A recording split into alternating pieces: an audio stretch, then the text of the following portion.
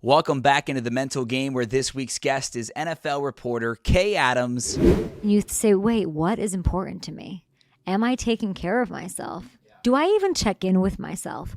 And in this episode, Kay opens up about her sports broadcasting career, where many of you found her on NFL Network as a co-host of Good Morning Football, but now she stars in her own show, Up and Adams, on FanDuel. We talk about that, mental health, what it's like to go to therapy, and of course, her Bengals fandom. All of that and much, much more coming up in this episode. But once again, if you're loving the mental game, please like, subscribe, rate, review, tell your family, tell your friends, as we try to help as many people as possible with their mental health. But now it is time for the latest episode here on the Mental Game with Kay Adams.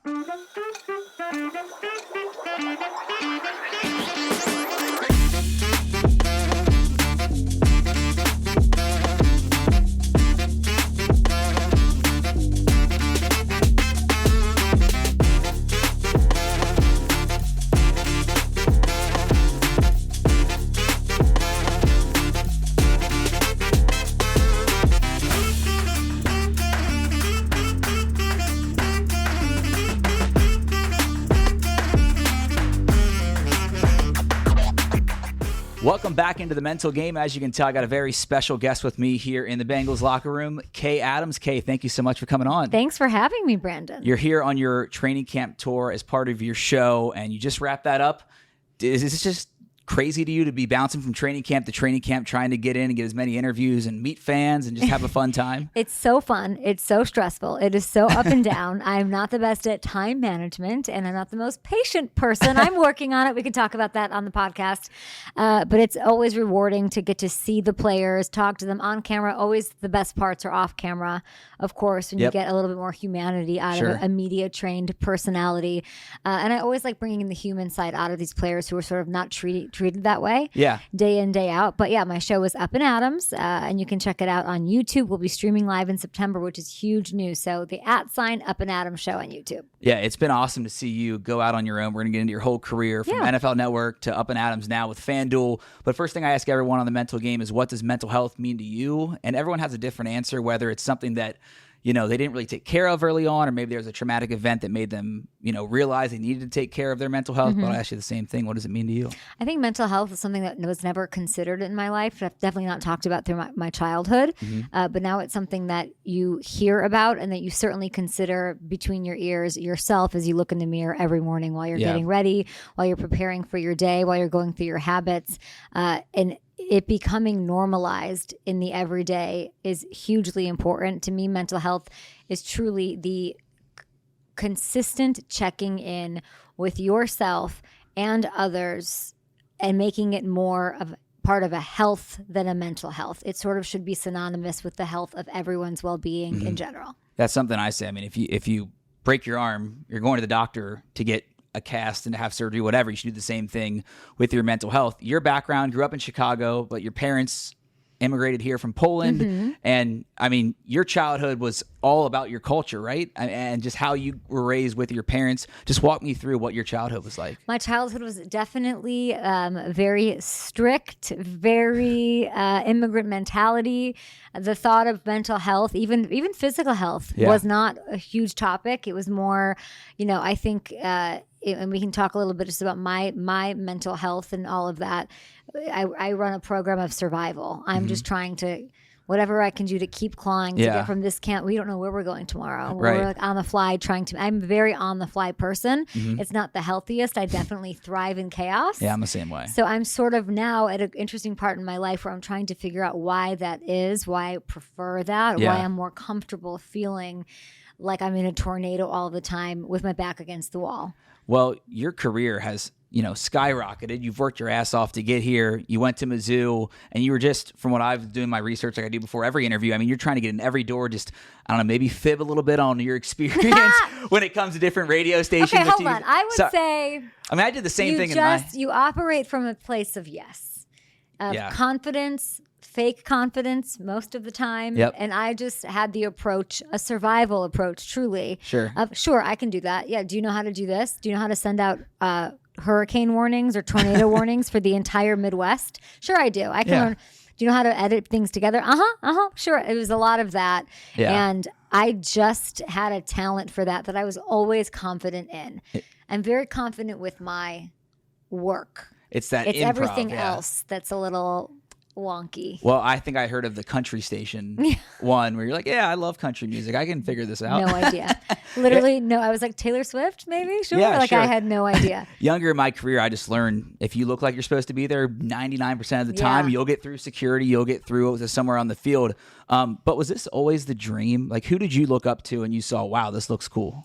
I wanted to do entertainment reporting. I thought it would be so fun and glamorous and really easy to go be on a red carpet at the Oscars and interview, George Clooney walking by. That sounded fun to me.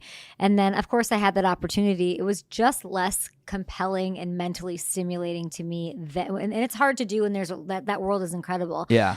But it just was a little more interesting to me to get stories out of athletes in the greatest, most dramatic sport there is, in my opinion, which is football.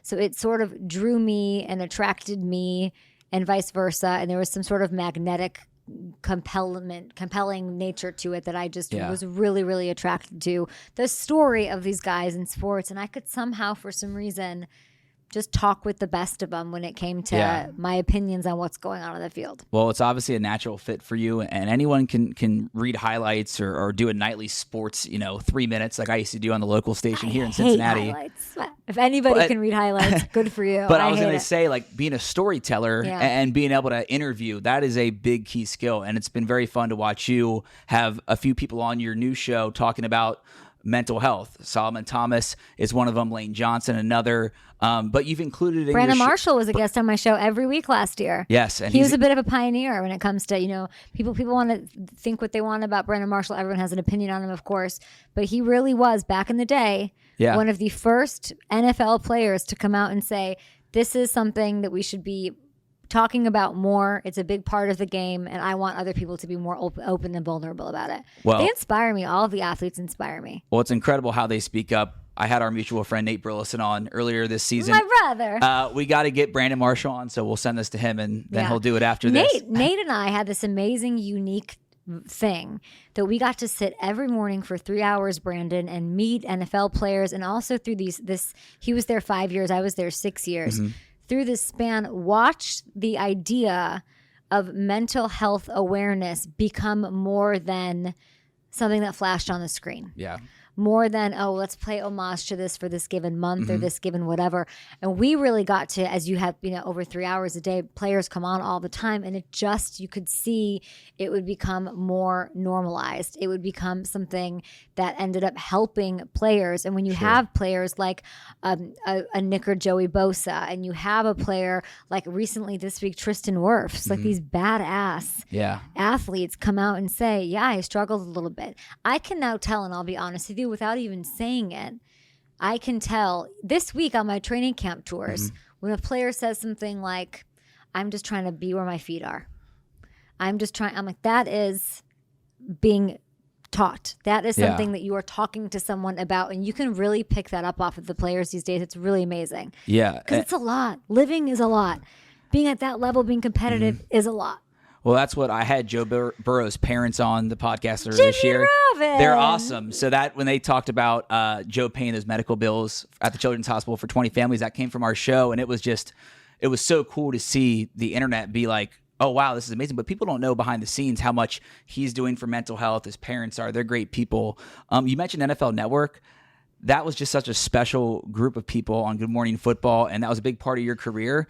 Looking back at that, how much did you enjoy that experience? It was everything. You could not pick a job that would make you better at being on television. Because I'm a very quick, let's get to it. The 3 hour show is done, and I've got 21 hours until the next show. Yeah. So then, and you just live in the cycle. You're always a part of it. You know what's going on. I felt so blessed to be in, maybe not every household. It doesn't have, the ratings weren't like but we were in all the important places.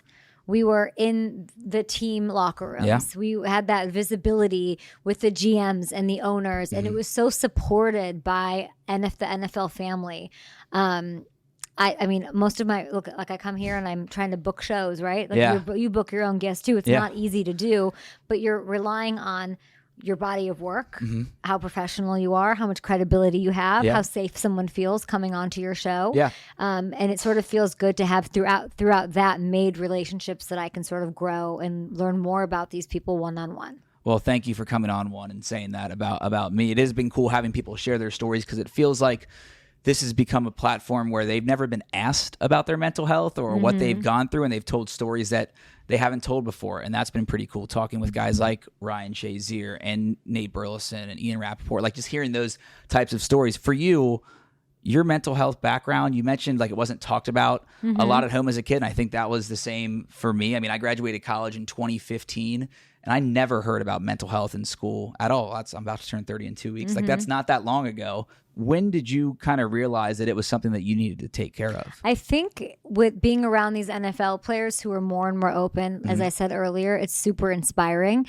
And I think you just have to get to a place on your own terms in your own life. And it's sort of obviously the normalization of it, the vulnerability of people who are using their platform to be open about, not even advocate for it. Not everybody has to be Hayden Hurst, who does so much in his community. I just went on, they had their podathon a couple of weeks ago, and I was happy to jump on. Him and his mom are so amazing with the work they do. I got back from Italy and was on like an hour later and said, absolutely, I'll do anything, because he really means it. And he's he's a brilliant advocate for it. I think you get to a place in your life, pandemic, if I'm being honest, really kicked me out of a hamster wheel that I was comfortable in. I think that's my mental health journey. I'm very comfortable being a tough cookie who I've worked through a kidney infection, kidney stones. I've had a surgical procedure the night before a show, and I'm just like, I'm doing it. And then you get to pandemic and you get kicked out of this vibe and this circular situation that you're in, and you say, wait, what is important to me? Am I taking care of myself? Yeah. Do I even check in with myself? Or am I too concerned with distracting myself from what's really important? How much time's going to go by that I, will feel like I've wasted my life? And so that went into a lot of my pandemic self-care, whether it was, do I even do enough for myself physically, which affects my mental well-being? It all sort of connects. So what I've noticed is the person that I am on media, television, in interviews, on my show, I would like to be truly more like that person, because I struggle more. And I sort of realized this with there's safety in being on TV, being live, as you're seeing today, in the action, because I'm very present in the moment. I'm not distracted by anything. I am there. You and I are talking right now. I don't care what's going on the other side. I don't care about my phone. I'm really here. And I have this big struggle with focusing or being present outside of it. I'm constantly belaboring the past. I'm constantly becoming really increasingly anxious about the future, about how, and it's a big undertaking also to start your own show. That's your name, that, that you're trying to build respectfully and all of that. So you really have to check in with yourself. Now, I started going to therapy very recently. I'd say within I stopped while I was in Italy. So I've been like 7 or 8 times. Okay. Just on Zoom. And it's like dating. Yeah. So I do want to say that and it's you have to just get over it, because you have to date around a little bit and find the person that you really feel safety with. I struggle just in general to feel safety and trust with people. Yeah. So I've tried 2 or 3. And now I'm finally, I think, in a great place where I'm speaking the right language and I'm learning and I'm growing and doing all of that. But just like the hour a week to just talk through some of your stuff. And I'm not unpacking some major childhood things. I feel very fortunate in that, but everybody deserves some space for yourself. Everyone deserves a little moment to talk. Now, I will say, I told my mom this, and she's like, oh God, what's wrong? Like, to her, therapy is still this alarming, old school, what's wrong with you? And I said, no, like I'm trying to make myself the best version of myself that I can be. And so I encourage anybody to do that. And you might strike out on the first person you go talk to or whatever. Meditation's really brilliant. I struggle with it because I'm insane, Brandon. But just in my head, just a little, I struggle to focus. But I want to be the person I am when I'm present, like in this moment, all of the time. That's my goal.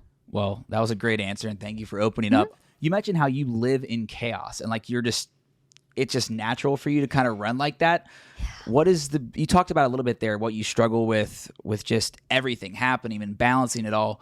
But are there nights or were there days when you were thinking about going to therapy? You're like, wow, maybe I do need to unpack or just do something different because I am struggling at this moment? I think work-wise, never, but personal-wise, yes. I think anybody likes to be in stuff that makes them comfortable, even if it's toxic or whatever. So I like the chaos. But when it comes to my personal life, I believe that's sort of why I throw myself into work. And it's just so you're sure you're successful, but is that all that there is? Those are the questions you start asking yourself. Yeah.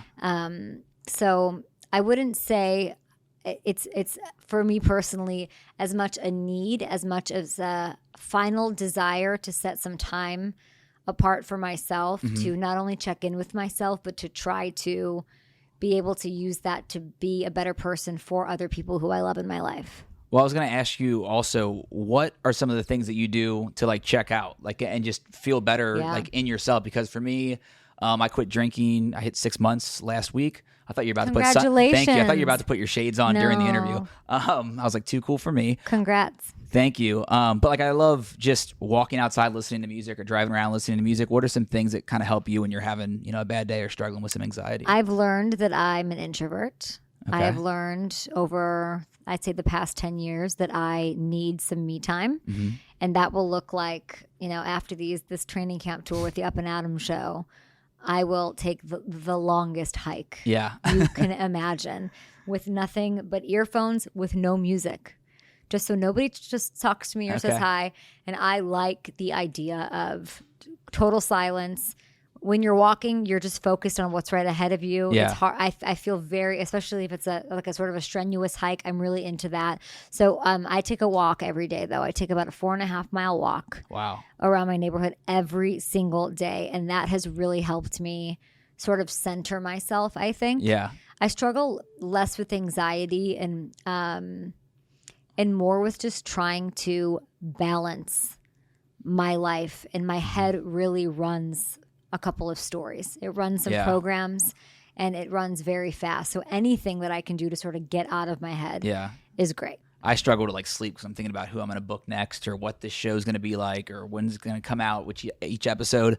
I know we only got a few more minutes. I want to ask you some fun questions too. Okay. I'm from Cincinnati, and so I'm still based here. Big Bengals fan. What was the connection with the Bengals? Like, you're like a Bengals super fan, and Bengals Twitter has loved you and still does. I love Bengals. It's not just the Twitter, it's the real fans. I was just hanging out with them outside here at practice. Well, it's just a great organization that I caught on the upswing. Yeah. And I don't know how all of the national media just, it's very slow moving. Yeah. And so it's always Steelers and Ravens and like Bengals are just bad. Well, no. Wait, let's see what we really have here. Yeah. We have Joe Burrow. He's coming off an injury. He looks good. He's got Jamar Chase. Like, they have a pretty good defense. Like, don't tell me that they can't make it to the playoffs. That was the whole thing. Don't tell me they can't make it to the playoffs. And once I said that, Bengals fans were literally, somebody's talking about us at the Good Morning Football table, because they just aren't talked about. And I always go for the underdog. Mm-hmm. If you were a Good Morning Football fan, I was Saints.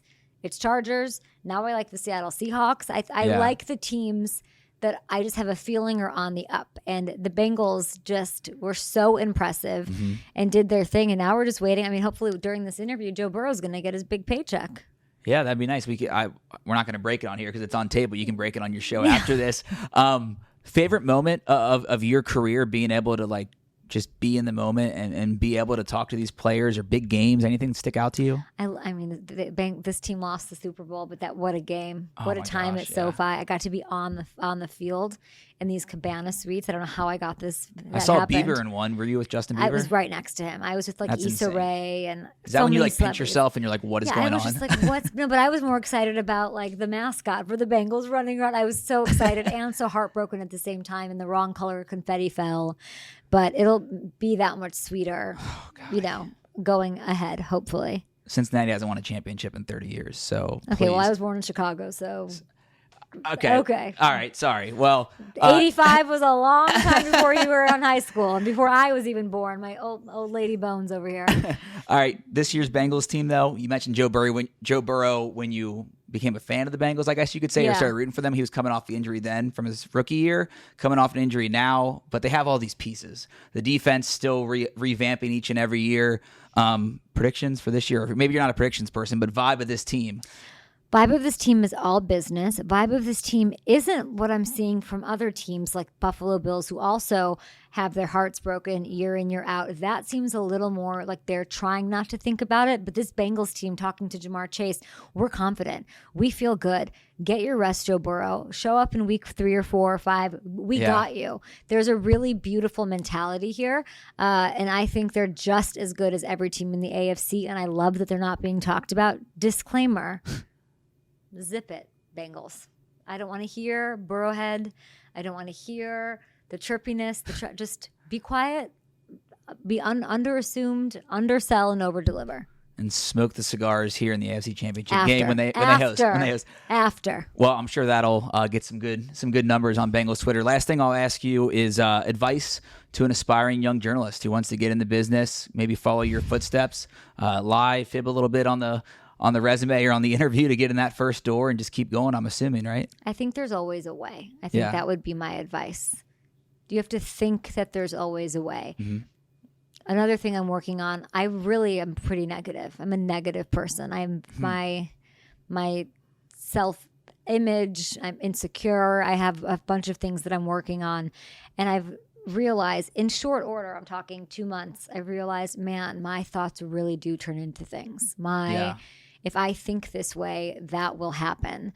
Stop thinking this way. Mm-hmm. So I would say that too. Don't be, there was a point in my life where I was unstoppable. Yeah. And I'm trying to get back to that vibe. So if you can just tell yourself, write it down 10 times a day. Yeah. I'm ideal. I'm great. I'm going to make this happen. That will sort of, you think it's just brainwashing yourself or something, but it really works. I would say that. I would say, just think that there's always a way. And then knock on the doors. You know how many doors I've slammed in my face? Woo! I've got so many no's. We don't have so many no's. And then you get the one, I don't know, let me think about it. And then you're like, and just, and now I would say this, do it yourself. Yeah. Now everyone, look at what you did. It's a grind. It's sure, but everybody can sort of, if you have an idea, a concept, do whatever you can with your camera to try to make it happen. Awesome. Love the advice. Thank you so much for giving me some of your time to talk mental health. Up and Adams every weekday at 11? Weekday at 11 a.m. Eastern. You can check it on FanDuel TV, on the FanDuel app, and YouTube starting in September, which is amazing. Go Bengals. And Houday, thank you so much, Kay. Thank you. Hey, you're really inspiring, so thank you for having me. Thank you very much. We'll see everybody right back here next week on The Mental Game. And that was an amazing conversation with Kay. I can't thank her enough for giving me some of her time. She is super busy right now on her training camp tour as she gets ready for the NFL season to kick off. Once again, you can catch her show every weekday, Monday through Friday on FanDuel and also on Up and Adams on YouTube starting in September. That was a really fun interview, and as you can tell, she's a Bengals fan, and I think we are going to speak it into existence when we say the Bengals, they're winning the Super Bowl this year. I'll cross my fingers. I know Kay's rooting for it too. Once again, thanks for her for that awesome episode. Coming up next week, it is another surprise guest, and it's another music guest. The one hint I will give you, it is a DJ with Cincinnati ties. That is coming up next week, right back here on The Mental Game.